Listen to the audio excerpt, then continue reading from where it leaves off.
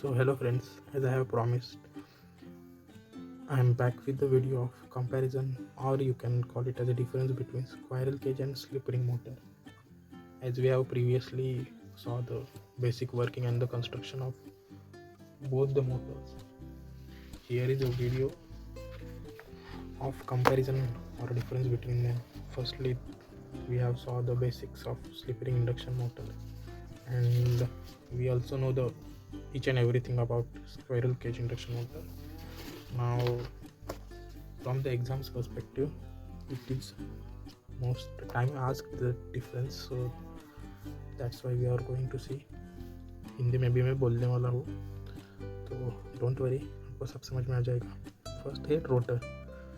Squirrel cage में है squirrel cage type का मोटर, और स्लिपरिंग जो है wound rotor with 3 phase winding. ठीक है, तो ये था फर्स्ट पॉइंट. सेकंड जो है स्टार्टिंग टॉर्क. स्क्विरल केज का आपको पता है, इसका डिसएडवांटेज है ये, इसका स्टार्टिंग टॉर्क होता है वो लो होता है, और स्लिपरिंग का जो है वो हाई टॉर्क होता है. इसलिए एलिवेटर्स और हमारे जो है कन्वेयर बेल्ट वहाँ पे यूज़ होता है, और ये फैन वगैरह जो है इसमें यूज़ होता है.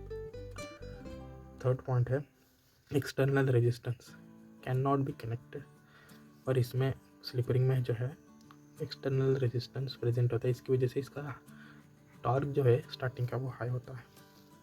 ठीक है, आगे का पॉइंट है speed control. Difficult and limited, और स्लिपरिंग में जो है इजी एंड कंट्रोलेबल. ठीक है, इसमें डिफ़िकल्ट क्यों होता है, क्योंकि इसमें जो है स्क्विरल केज टाइप का मोटर कनेक्ट होता है, और इसमें जो है स्लिपरिंग का, और इसका टॉर्क का तो पता है आपको. ठीक है, तो ये हो गया स्पीड कंट्रोल का. इसके बाद मेंटेनेंस, इसका लो मेंटेनेंस होता है क्योंकि स्टार्टिंग टॉर्क जो वगैरह जो है वो कम होता है, और इसमें हाई मेंटेनेंस है. ठीक है, तो हाई मेंटेनेंस हुआ तो हाई प्राइस होगा, लो मेंटेनेंस होगा तो लो प्राइस. ठीक है, इसके बाद है इसका एप्लीकेशंस आपको तो पता चल गया ही होगा.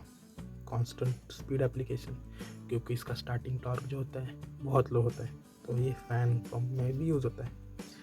इसका स्टार्टिंग टॉर्क हाई होता है, तो क्रेन्स, एलिवेटर्स और कन्वेयर बेल्ट में भी ये यूज़ होता है.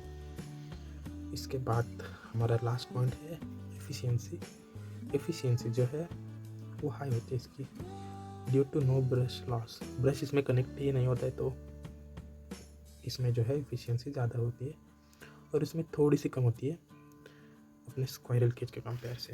तो ये थे बेसिक्स पॉइंट, ये देखिए.